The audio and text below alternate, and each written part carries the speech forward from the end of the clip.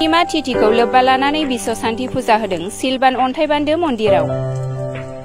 कक्राझार जिल्ला फटबटजरा महकुमानि सिङाव थानाय टिपकाइ दुलिगाव सिलबान अन्थाइबान्दो मन्दिराव बिमा महामायाखौ लानानै दिनै पूर्णिमा तिथिखौ लानानै बिश्व शान्ति जयग होनाय जायो।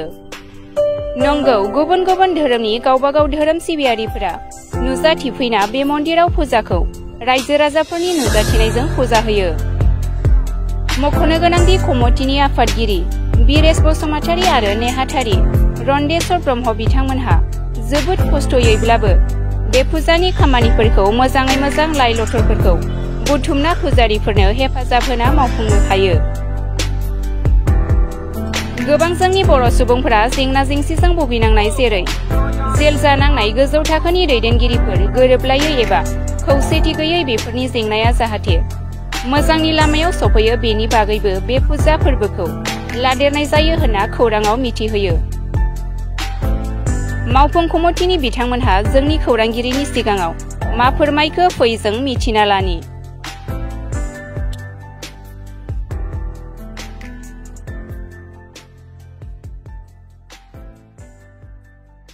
आङो बे दिनैनि जोंनि सिलबान अन्थाइबान्दो बाथौ आश्रमनि जानानै दिनैनि बे जोंनि फुजा हाबाफारिया जाहैबाय जोङो सारा बिटिआर ओनसोलनि शान्ति यज्ञनि जुनै जोङो शान्ति यज्ञ होनाय जादों। दा बेहाय गिबियावनो जोङो 2002निफ्राय जोंनो बे मन्दिरखौ जों गोसो जानानै आजावनानै मोनफैयाखै बा सोरनिफ्रायबा सेनानै लायाखै। बाव सिसिल होननाय सिसिल मारागनि अननायाव बिथाङा देब देबीनि बायदिसिना महरै रूप देखायनायनि गेजेरजों बिथाङा जोंखौ उफुजासि हिसाबै बे ओनसोलखौ हगारना होदों। दा बेहाय फटबटजरा हिसाबै जोंनि दुलिगाव ओनसोलाव गिबि बाहागो लानाय जादों। बेनि उनाव जों टिपकाइ ओनसोल आरो सारा फटबटजरानि ओनसोलनि रायजो राजा बाहागो लाबाय। आरो दिनै फैनानै 2002निफ्राय दिनै गोबां रोखोमनि जायगानि दाब जायगानि आइ आफा बिदा फंबाय बायदि बायदि धोरोमनि बिथिंनिफ्राय फैनानै जोंनि मन्दिराव नायफैनानै बिथांमोनहा दिनै आइ बुधबारि हानजानि खेराइ बिबार बाथौनि हानजाया फैनानै जोंनाव बोसोरसे जाबाय बाहागो लाफैनाया। जों बाव बिदिनो गुबुन गुबुन देबतानि गुबुन गुबुन नियम निथिजों दफे गावसिनि ट्राम्स हिसाबै जों फुजाखौ होनाय जायो। आरो दिनैहाय आं मोनसे खावलायनो सानदों जोंनि बे बिटिआर हालामाव जाहाथे खौसेथियै ज' जानानै हारि आरो माहारिखौ खौसे लाबोयो। जाहाथे बिथांमोनहा नैबे जोंनि बिटिआर सुक्तिनि गेजेरजों NDFB बिथांमोनहा दिनैसिमबो जेलाव दङ। बे जेलाव थानाय मानसिफोरखौ जाहाथे हारिखौ सिबिनायाव बायदि बायदि धोरोम अलखराव गोग्लैनानै बिथांमोनहा जेलाव दं। गुबुन गुबुन बांलादेश, भुटान, आसाम, म्यानमार जाहाथे जोंनि बिटिआर हालामनि गासैबो लिडारफ्रा गावजों गाव बायदिसिना बुंलायाजासे आंनिनो आंगो बिदा फंबाय होननानै हारिनि खौसेथिखौ लुगैदोंब्ला बिथांमोनहा ज' जानानै जाहाथे बिथांमोनखौ सहाय सुबिदा खालामनानै जेलनिफ्राय बख'यो। आङो दानि रुलिं गभर्नमेन्ट बिथां प्रमद बर' सारनिसिम आंनि गोसो गोरबोनिफ्राय साबायखर बावो। जाहाथे बिथाङा आग्रह जानानै हारिखौ खौसे लाबोयो। जाहाथे बिनि गेजेरजोंनो जों दिनै सोलिबाय थानाय सरकारखौ आसा फारिनानै जाहाथे बिथाङा मोजाङै मोजां खुंलांनो हायो, साक्सेस जायो होननानै जों दिनै बे दिनैनि जग्यनि गेजेरजों बिथांखौ जों आफा इसोरनाव आर'ज गाबनाय जाबाय। जाहाथे सारा अननानै साफ्रोमबो जेलाव थानाय बिथांमोनखौ मदद होयो, आं बेखौनो खावलायबाय।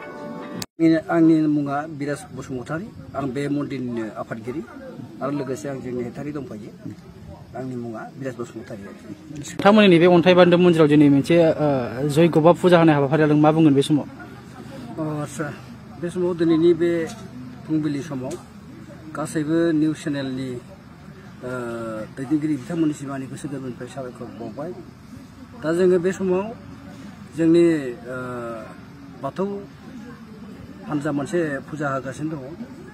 बे जाहैबाय बुधबारि बिथाङा बासुगावनि बिजनिनि बिथांनि जेनाखि भक्तफोर जोंनि सारा फटबटजरा एलेकायाव गोसारना दङ दा बिथाङा बे गासैबो भक्तफोरखौ लानानै दिनै बे जोंनि अन्थाइ बान्दो सिलभान अन्थाइ बान्दो मन्दिराव जोंनि दानि थासारि आरो जोंनि नैबे मन्दिराव जे माखासे जोङो जारला लोंला बेफोरखौ दिनैनि बे फुजानि गेजेरजों फोथारनो नागिरदों।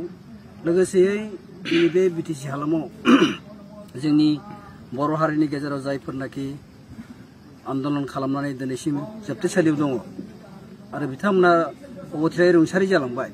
दा बिथांमोननि मुक्तिनि थाखायबो जोङो नैबे जग्यखौ होफादों।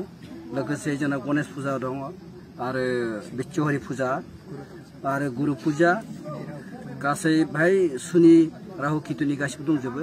लोगोसे जोंनि बे सिलभान अन्थाइ बान्दो मन्दिरनि जौगानायनि थाखाय आरो बाहाय गासैबो जोंनि मावनाय दांनायफ्रा जाहाथे माबाफोर भुलफान्थिनि थाखाय जों दिनै बे जग्यखौ खालामदों।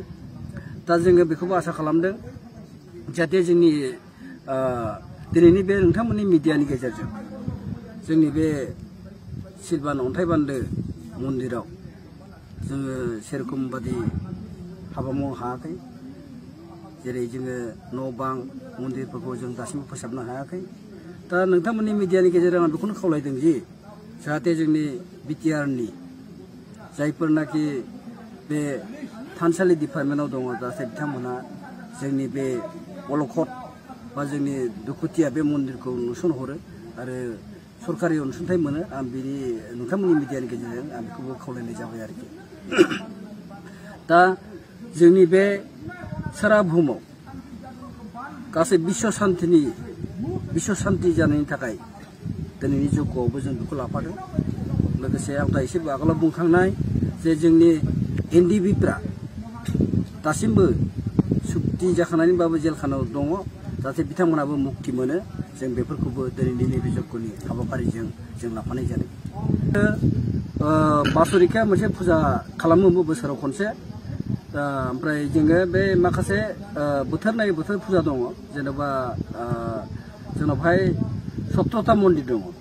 17ता मन्दिरा बेहाय देब देबिफ्राबो आलदा आलदा आरो फुजाफ्राबो बोथोर नायै बोथोर आलदा आलदा आरोखि। दा बिथांमोना बुधबारि जे दिनैनि बे जोंनि हाबाफारियाव दा बिथांमोना फुजा होगासिनो दङ।